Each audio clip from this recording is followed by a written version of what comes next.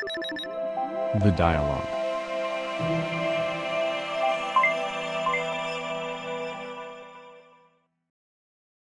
I want to talk about economy as well, Arpita, and that's something which you've been studying for so long, and I think it's unprecedented times for all of us. Even from a tech policy perspective, we didn't envisage this. I'm sure from economics perspective, you couldn't envisage this. Like even 4 months ago, that we would be in such a responsive situation, and I really would like to sort of congratulate the government of India here for maybe doing the best job it can with the resources it has. I think the response mechanism has been fantastic. Definitely, I think our rate of spread per million is probably the lowest in the world, if not one of the, I think one of the lowest in the world, if not the lowest. So definitely a lot of positives, but a lot of negatives as well, right? I mean, you're seeing a mass migration happening across borders. In the States, people are dying of starvation. There are job losses. I was reading around, I think the other day in IT sector, telecom, tourism and hospitality and travel and entertainment, there is going to be at least 50%. Media industry already facing massive cuts of 40%. So the economic impact is huge. Maybe first time in your career, all of you are seeing this sort of an unprecedented contraction, which is happening for the first time in 40 years. Like we are not going to grow at the rate which we have been growing.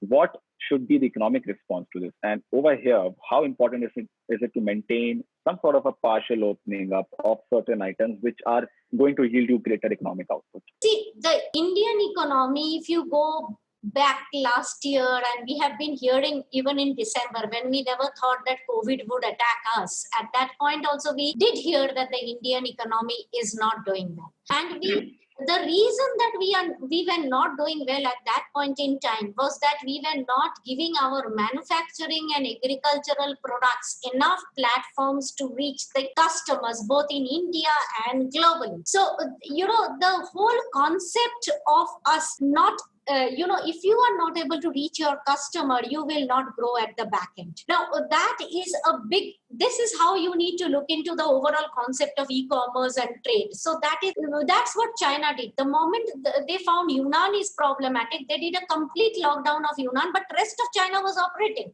It was not business as usual, but they did not stop their global supplies. I'll just like to pause you, Arpita, because that was the epicenter of the outbreak. Unfortunately, in India, and our policymakers couldn't really figure out the epicenter, right, where it came from. I think that. Do you think that was a legitimate challenge?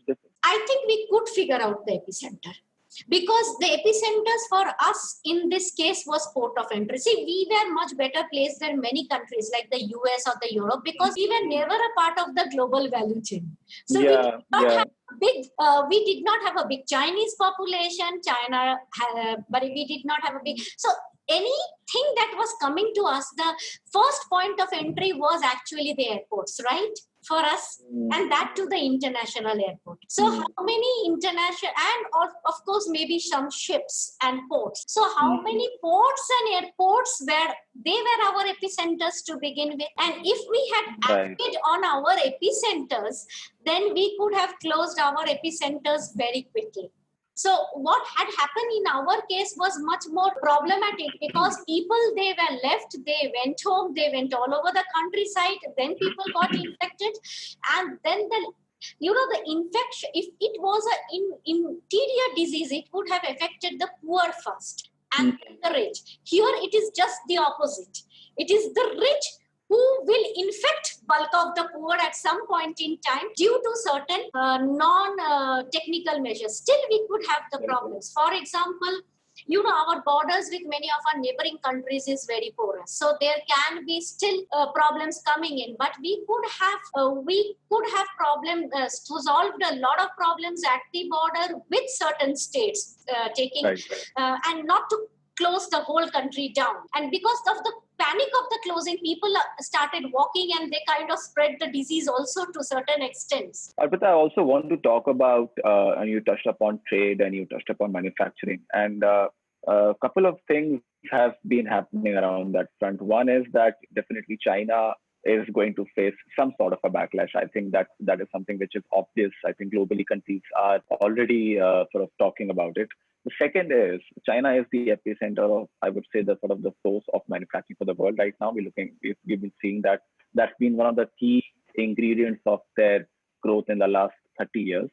And what we expect and hope is that some of those manufacturing processes can come to countries like India, because there are companies and American companies and maybe US and EU, they would like to sort of pull the plug from some of the manufacturing outputs they have in China. Prime Minister Modi has spoken about it. I read yesterday that he is hopeful and optimistic that will happen.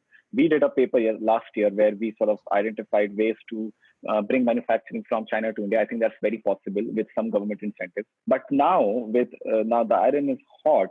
What is it that the government should do to capitalize on this opportunity that we are able to maximize manufacturing outputs coming from China to India? See, the problem is like this, that today modern manufacturing is very tech oriented and automated.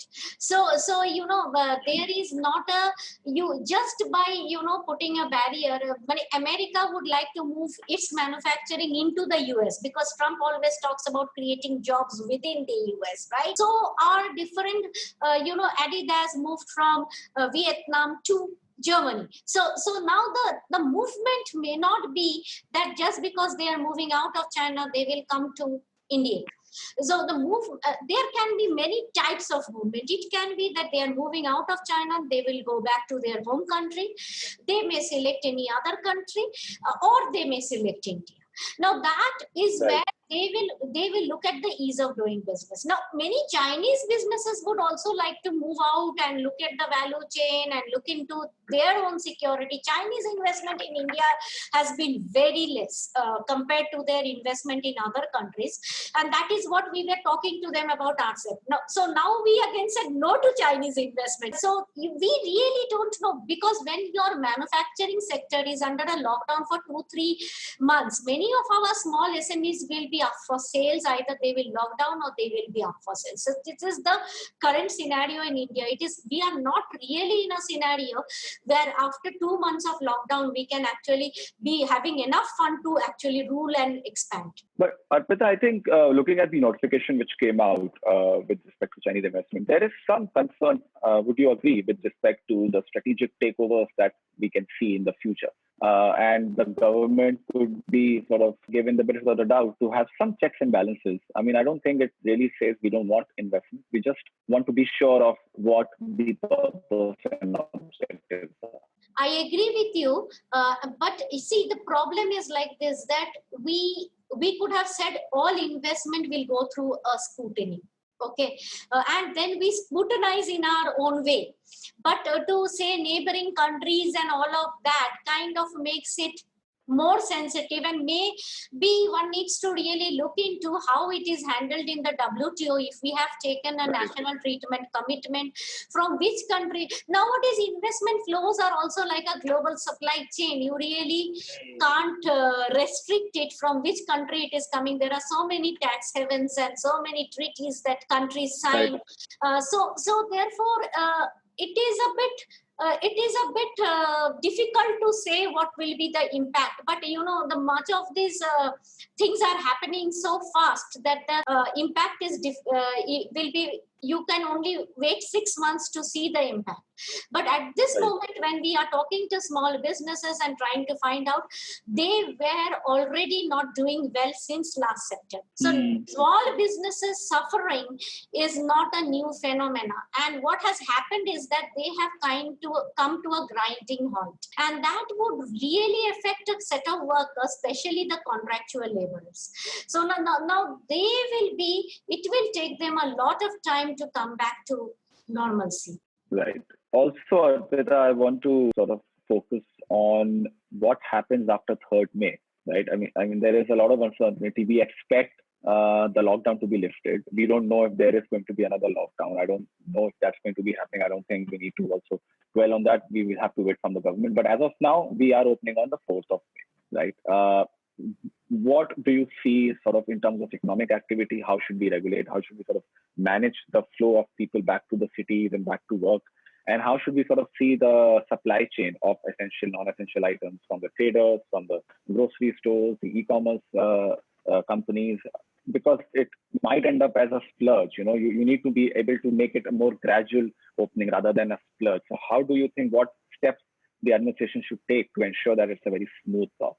it should be a phased opening up. Whole of May has to be a phased opening up. I think the government also recognizes that. That's why they have also talked about, airline and railways being opened, and they cannot sell tickets. They have to do it by May 20th. It cannot be a complete big bang opening up. So that part of it is for sure. What should open up and what should not open up? I think in case of restaurants, home deliveries can really open up full swing, but not physical visit. Cinema theaters also should not open up. So there are certain activities that needs to be kept closed, but whether more stores can be opened up, one needs to really look into it. So therefore certain activities, it is an activity by activity, business by business, employees by employee opening up. It can say that, offices can have 25% maximum employee at one point in time. So if you have 100 employees, 25 should come to office. They should not mix in cafeteria. So there can be certain rules and regulations in place. So this is the right time to decide those rules, regulations, work environment, and processes to be given up. And if you do not follow the process, you will be locked down. Like even if your neighborhood stores are opening up, markets are opening up, it has to be like, maybe alternate shops are opened up. They have to find a strategy about a phased open up, and whole of May has to be a phased open up. But how do we enforce this, Arpita? Don't you think it will be a massive challenge? Because, there are so many offices. How will you ensure that they are adhering to social distancing norms and, the basic hygiene norms? That's something which the state, don't we sort of sometimes are pushing too much on the state, or that's something which people should also be responsible of? See, in this particular case, it is a life threatening. So it is an equal responsibility, if not more, of the people to adhere.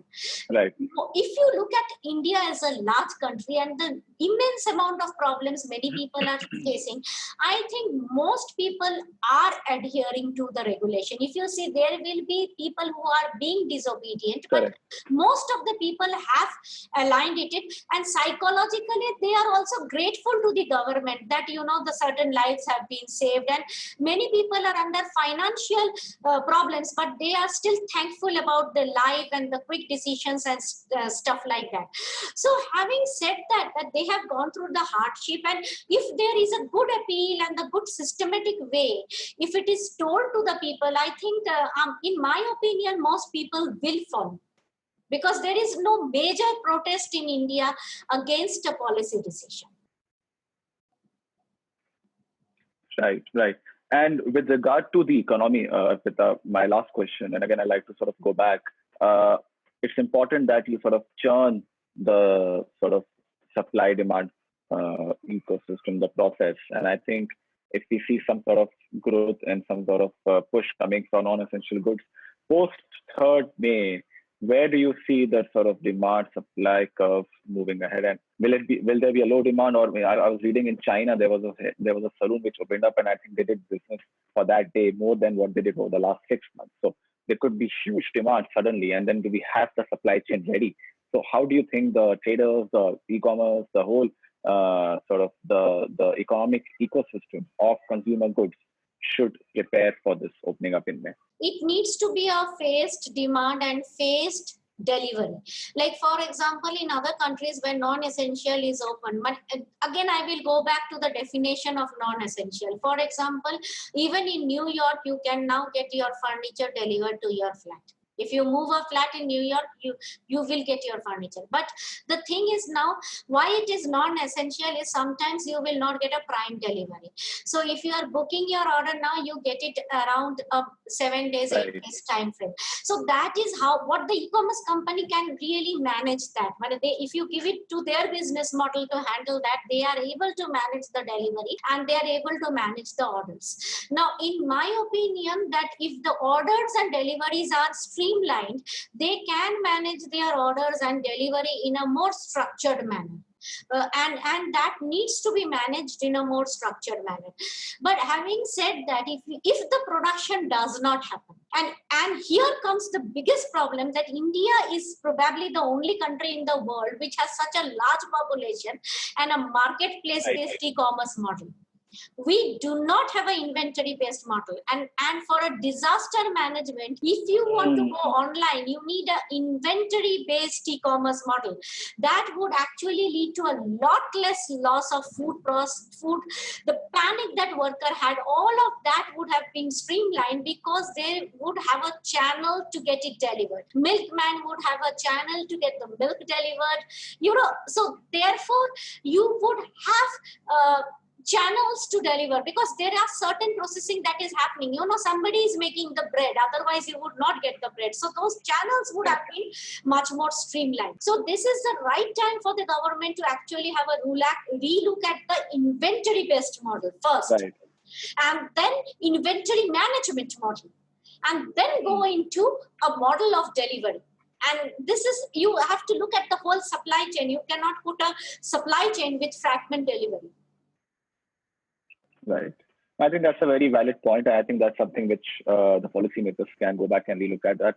But thank you so much, Arpita, for taking time out today. And it was lovely speaking to you. I think a lot of interesting insights and inputs in this discussion. And it's really great to talk to you again. And all the best with the work you're doing. I hope we are able to revive the economy. I hope the loss is mitigated, and the work you're doing with the government on the stimulus or the other policy areas, I hope that we come up with something strong and we are able to sort of cushion the ecosystem as much as we can, because I think the promise of India as sort of a country which I think should now, as a response to China and the manufacturing opportunities we have in the world, I hope we are able to capitalize on that and we're able to build the new India under those principles and hopefully rise back to where we belong. So thank you so much, Arpita, once again, and we'll be in touch. And thank you everybody for watching us, and we'll be back with more such insightful discussions. So do subscribe to our channel, and we hope to see you again. Thank you. Thank you.